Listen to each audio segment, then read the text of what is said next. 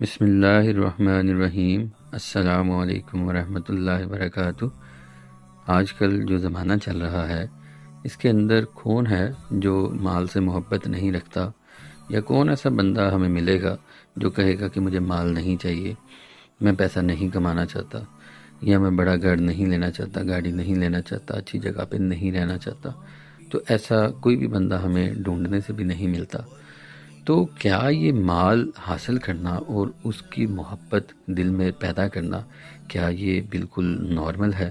کیا ہمارا دین اس کے بارے میں ہمیں کچھ گائیڈ کرتا ہے، یا ہمیں کچھ اسلوب بتاتا ہے یا نہیں؟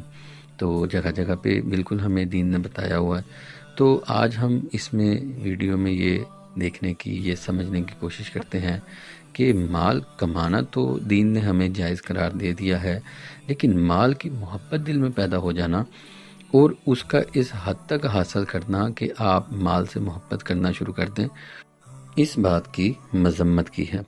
تو ہم چھوٹی صورت ہے سورہ التکاثر، اس کا ترجمہ دیکھتے ہیں، پھر اس کے ریفرنس میں اور بھی کچھ آیات آئیں گی، وہ ہم ریلیٹ کرنا شروع کر دیں گے۔ تو ہم ترجمہ پڑھتے ہیں۔ سورت کا نمبر ہے 102۔ ترجمہ ہے آیت 1 اور 2 کا۔ زیادہ مال جمع کرنے کی طلب نے تمہیں غافل کر دیا، یہاں تک کہ تم نے قبروں کا منہ دیکھا۔ تو اس آیت میں ہمیں یہ پتہ چل رہا ہے کہ زیادہ مال جمع کرنے کی طلب، یہ جو طلب ہے یہ محبت ہے، دل کا میلان ہے کہ ہاں میں پیسہ کمانا چاہتا ہوں، I am very good in it, اور مجھے یہ کمانا آتا ہے، میں کما کے دوسروں کو دکھاؤں گا، میں اپنے کزن کو بھی دکھاؤں گا، میں اپنے تایا چچا کو بھی دکھاؤں گا، میں اپنے بھائیوں کو دکھاؤں گا کہ میں تم سے مال میں کتنا زیادہ ہوں، اور جب وہ آ جائے گی تو میں اس کو پھر شو آف بھی کروں گا کہ ہاں میں تم سے زیادہ ہوں۔ ہم نے ڈیفرنٹ طبقات بنا دیے ہیں، سٹیٹسز بنا دیے ہیں، کوئی لوور کلاس ہے، مڈل کلاس ہے، اپر کلاس ہے، چھوٹی گاڑی ہے، بڑی گاڑی ہے، چھوٹا گھر ہے، بڑا گھر ہے۔ تو یہ سارے کے سارے جو معاملات ہیں یہ مال جمع کرنے کی طلب سے پیدا ہوتے ہیں، کیونکہ ہم گول اس طرح کے سیٹ کر دیتے ہیں کہ ہم دوسروں کو دکھانا چاہتے ہیں۔ تو اس طرح کی اگر طلب ہے کہ جس نے ہمیں غافل کر دیا ہے، تو اللہ تعالیٰ کہہ رہے ہیں کہ زیادہ مال جمع کرنے کی یہ والی طلب جو آپ کو غافل کر دے، یہ بہت ہی بری ہے۔ اور یہ کب تک سلسلہ رہتا ہے؟ یہ تب تک رہتا ہے جب تک بندہ مرتا نہیں۔ اگلی آیت ہمیں بتا رہی ہے کہ یہاں تک کہ تم نے قبروں کا منہ دیکھا۔ آخری وقت تک انسان اس طلب میں رہتا ہے، اس کو حاصل کرنے کی کوشش کرتا ہے، اور انسان کا دل نہیں بھرتا اس سے۔ سورہ الحدید کے اندر بھی ہم نے اس چیز کو دیکھا تھا کہ جس کے اندر 20 نمبر آئی تھی کہ جان لو دنیا کی زندگی تو صرف کھیل کود اور زینت اور آپس میں فخر و غرور کرنا اور مال اور اولاد میں ایک دوسرے پر زیادتی چاہنا ہے۔ تو یہاں پہ بھی اس آیت کے اندر بھی ہم نے بڑی ڈیٹیل سے دیکھا تھا کہ یہ سارے فیزز ہیں انسان کی زندگی کے، ان کے اندر مال حاصل کرنے کی بھی انسان کو بڑی خواہش ہوتی ہے۔ اس کی آگے مثال دی ہوئی ہے سبزے کے ساتھ۔ یہ آلریڈی ایک ویڈیو ہم نے اس پہ ڈیٹیل بنائی ہوئی ہے، اس کا لنک میں ڈسکرپشن میں دے دوں گا، آپ اس آیت کے اوپر جو تبصرہ ہے وہ اس میں دیکھ سکتے ہیں۔ تو مزید ہم دیکھتے ہیں کہ مال کی مذمت میں کیا ہے ہمارے پاس۔ تو سورت منافقون کی 9 نمبر آیت ہے جس کا ترجمہ ہے، اے ایمان والو، تمہارے مال اور تمہاری اولاد تمہیں اللہ کے ذکر سے غافل نہ کرتے، اور جو ایسا کرے گا تو وہی لوگ نقصان اٹھانے والوں میں ہیں۔ اور جگہ پہ ارشاد ہوتا ہے سورہ تغابن کے اندر، لمبی آیت ہے، اس کا ترجمہ ہے، اے ایمان والو، بے شک تمہاری بیویوں اور تمہاری اولادوں میں سے کچھ تمہارے دشمن ہیں، تو ان سے احتیاط رکھو۔ اگر تم معاف کرو اور درگزر کرو اور بخش دو تو بے شک اللہ بڑا بخشنے والا، بہت مہربان ہے۔ تمہارے مال اور تمہاری اولاد ایک آزمائش ہی ہیں، اور اللہ کے پاس بہت بڑا ثواب ہے۔ تو اللہ سے ڈرو جہاں تک تم سے ہو سکے، اور سنو اور حکم مانو اور راہ خدا میں خرچ کرو، یہ تمہاری جانوں کے لیے بہتر ہوگا۔ اور جسے اس کے نفس کے لالچی پن سے بچا لیا گیا تو وہی لوگ فلاح پانے والے ہیں۔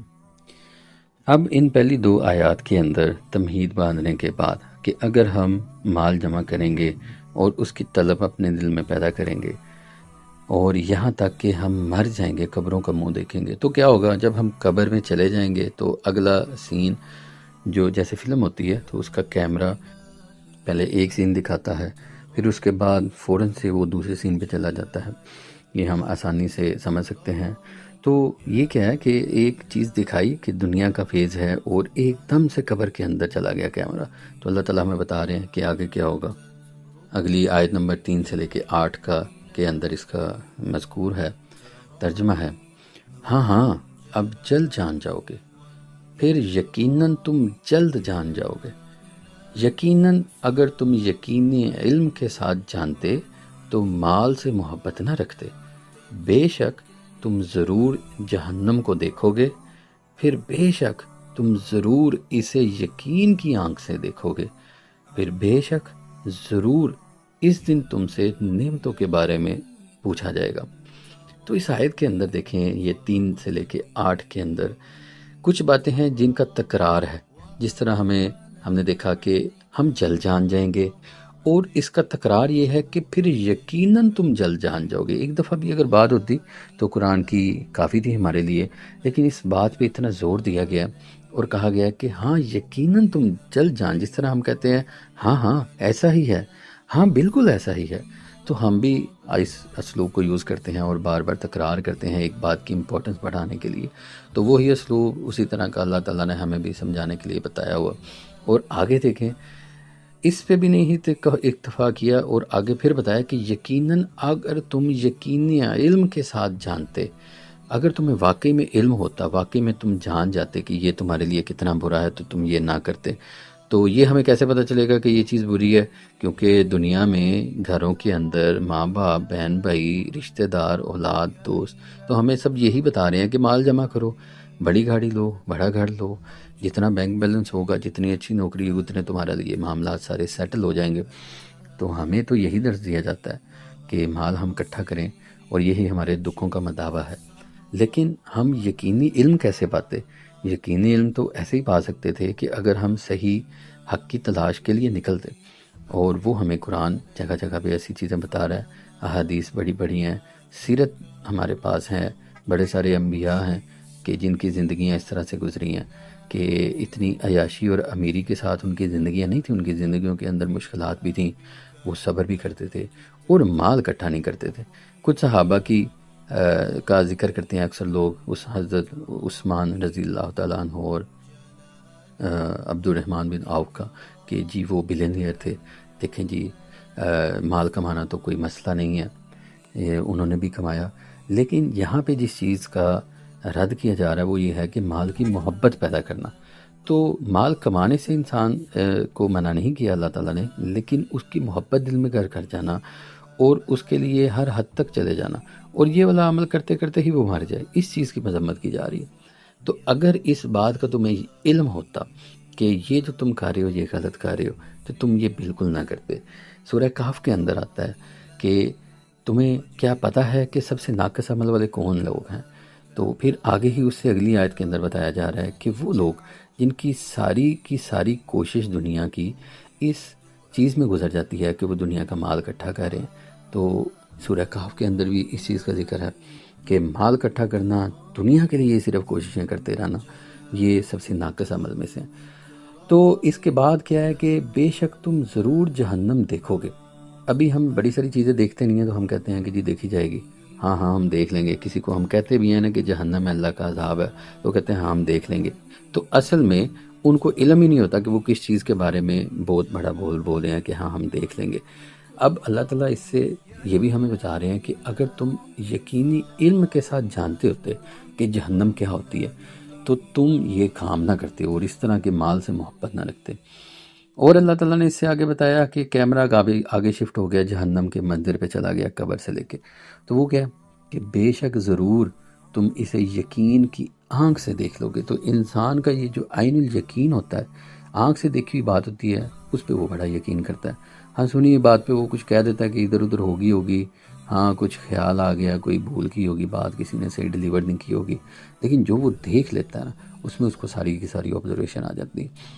تو جہنم بھی جب انسان آنکھ سے دیکھ لے گا تو پھر اس کو ضرور یقین کر لے گا کہ ہاں جی یہ بھی ایک چیز تھی۔ اور اس سے آگے کہ بے شک تم ضرور اس دن تم سے نعمتوں کے بارے میں پوچھا جائے گا۔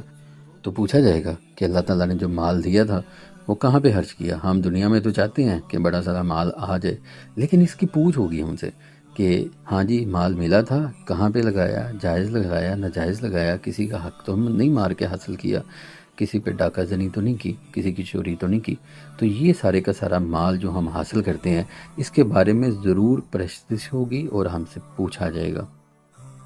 اسی کو ایک اور صورت بنی اسرائیل کے اندر بھی اللہ تعالیٰ نے ارشاد فرمایا کہ اس بات کے پیچھے نہ پڑ جس کا تجھے علم نہیں، بے شک کان، آنکھ اور دل ان سب کے بارے میں سوال کیا جائے گا۔ اس کے بارے میں بھی ہم نے ایک ڈیٹیل سے ویڈیو بنائی ہوئی ہے کہ دل، جذبات سے بڑا ہوا دل، اس کی یہاں پہ بات ہو رہی ہے، آنکھ اور کان کی بھی ہو رہی ہے کہ ان کے سب کے بارے میں سوال کیا جائے گا۔ تو سوال ضرور کیا جائے گا اللہ تعالیٰ کی نعمتوں کے بارے میں۔ اسی طرح مال کی بھی یہاں پہ بتائی جا رہی ہے کہ مال جو دیا جاتا ہے اس کے بارے میں بھی سوال کیا جائے گا۔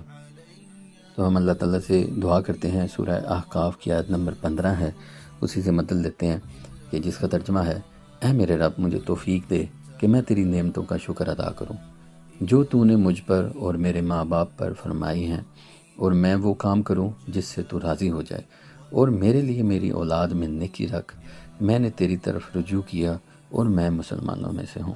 تو اللہ تعالیٰ سے ہم مدد لیتے ہیں اسی دعا کے ساتھ، اور اللہ تعالیٰ سے دعا کرتے ہیں کہ جو نعمتیں اللہ تعالیٰ نے ہمیں دیں اس کا ہم حق ادا کر سکیں، اور جس کا نا حق ادا کر سکیں وہ اللہ تعالیٰ ہمیں ایسی نعمتوں سے بچائے، اور ایسے سوال جو کل قیامت کے دن ہمیں فیس کرنے پڑیں اسے ہمیں اللہ تعالیٰ محفوظ فرمائے، اور اللہ تعالیٰ ہمارے ساتھ رحمت اور بخشش والا معاملہ فرمائے۔